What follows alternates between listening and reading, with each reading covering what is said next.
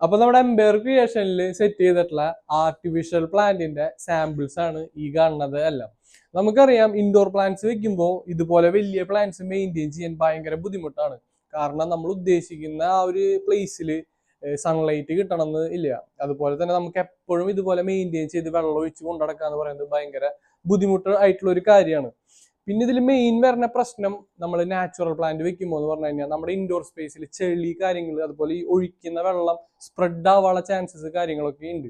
അപ്പൊ അങ്ങനെ ബുദ്ധിമുട്ടും കാര്യങ്ങളും ഫേസ് ചെയ്യണവർക്ക് ബെസ്റ്റ് ഓപ്ഷൻ ആയിട്ട് സെലക്ട് ചെയ്യാൻ പറ്റിയിട്ടുള്ള വലിയ പ്ലാന്റ്സ് ആണ് ഈ കാണുന്നതൊക്കെ. അപ്പൊ ഇത്തരം വലിയ പ്ലാന്റ്സ് വെച്ച് കഴിഞ്ഞ് കഴിഞ്ഞാൽ നമുക്ക് വൺ ടൈം ഇൻവെസ്റ്റ്മെന്റ് മാത്രമേ ഉള്ളൂ. എന്നാൽ ഇത് കണ്ടു കഴിഞ്ഞാലോ പക്ക നാച്ചുറൽ പോലെ തോന്നിക്കുകയും ചെയ്യും.